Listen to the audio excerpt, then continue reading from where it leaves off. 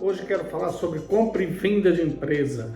Compra e venda de empresa tem sido um assunto muito relevante, tem sido muito noticiado, que está acontecendo várias alterações neste momento. E aqui eu quero colaborar com você que é um empresário regional, não esse empresário menor, esse empresário intermediário que compra, que vende empresas e às vezes se sente inseguro para realizar essa operação, tanto no aspecto jurídico como no aspecto econômico. Eu quero aqui destacar, primeiro, um aspecto jurídico que é relevante, que é o próprio contrato. Este contrato, ele é um contrato diferenciado, ele é um contrato que todo o conhecimento de direito vem nele. Deixa eu explicar o primeiro ramo do direito que aparece, o direito tributário, ele é muito relevante. Depois eu destaco a questão trabalhista, a questão societária, a questão das garantias que tem nesse contrato. E também tem uma figura que talvez você não trabalhe no dia a dia, que é o passivo oculto. Esse passivo oculto geralmente se revela ou numa questão tributária, que você declara, você tem alguma dúvida, por exemplo, pode aparecer alguma omissão de receita, pode você ter calculado os impostos de um jeito, o fisco não concordar. Então tudo isso daí faz parte do passivo oculto. Isso tem que ter um tratamento muito importante no contrato. Tem as questões, por exemplo, das reparações de danos, caso ocorram esses passivos. Então esse contrato tem que ser muito delimitado, tanto a obrigação do vendedor como do comprador. Tem que ficar muito clara essa linha que separa os direitos e obrigações. E quero aqui comentar o que é muito relevante, qual é o valor. Qual é um valor que você deve pagar numa empresa, qual é o valor que você deve vender, o que é uma faixa razoável de valor. Por que apareceu essa nova expressão faixa razoável de valor, faixa razoável de preço de empresa? Porque geralmente quem está vendendo pede um valor enorme, um valor às vezes está fora do mercado, um valor que quem comprar não vai conseguir ter o retorno. Ou quando aparece um comprador, aquele de oferecer um pequeno valor, todo mundo, a compra e a venda, ela se torna assim. A proposta de venda é uma coisa, a proposta de compra é outra, e cria esse impasse. Em razão disso, apareceu a ciência, e essa ciência, tenho visto, que tem ajudado muito nessas negociações. Deixa eu só comentar aqui o que eu vi nas mídias ultimamente. Compra e venda de supermercado, um exemplo bem simples, que eu tenho visto que isso já tem se repetido há muito tempo.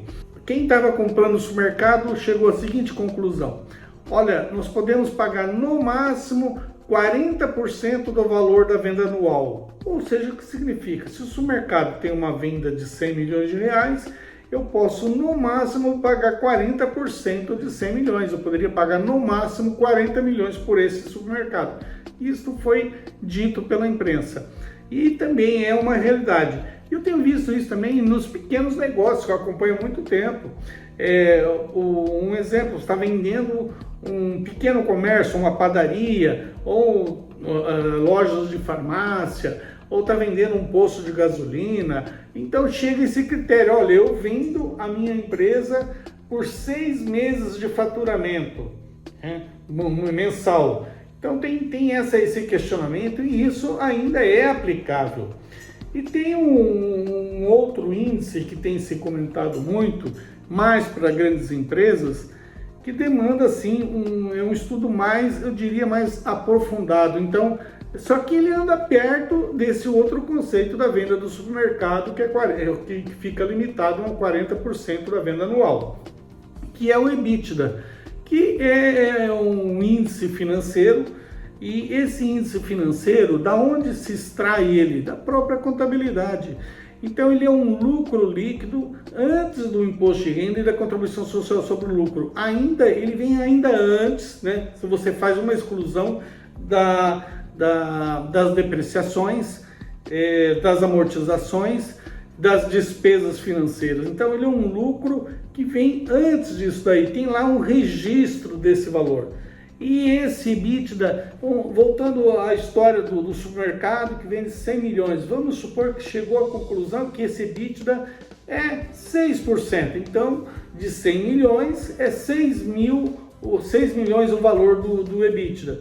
Aí qual é o multiplicador? Então, seria 7 EBITDAs, 8. Aí, quando você vê o cálculo lá do sistema que corresponde a tantos meses do faturamento, tipo 7, 8 meses, e você vê o cálculo do EBITDA, eles são muito parecidos. Então, geralmente, quem está comprando e vendendo se atém a esses dois índices aí. E aí se faz a proposta. Aí você me diz o seguinte: este é o valor da empresa, simples assim de constatar? Eu diria que seria a avaliação da empresa. Por quê?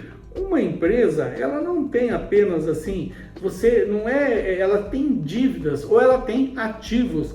Então seria o quê? Um segundo cálculo, um cálculo de ajuste, seria você fazer uma verificação dos ativos e passivos. Vamos supor que entre a diferença do passivo e do ativo, o passivo tenha 5 milhões a mais.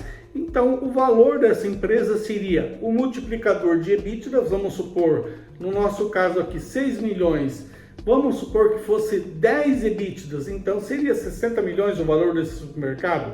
Aí 60 milhões menos a dívida líquida. Então seria menos os 5 milhões. Então, vamos supor, toda vez você vai descontar o endividamento líquido.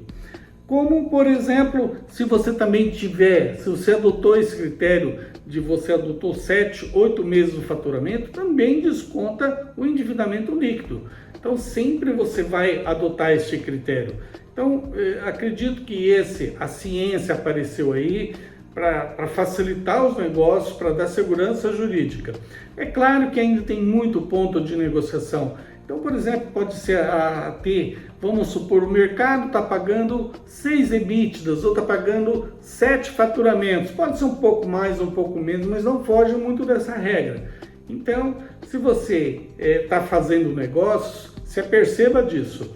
E queria aqui já fazer um convite: se você tem mais dúvidas, acesse o nosso site da SEGE e nós podemos esclarecer melhor essas questões.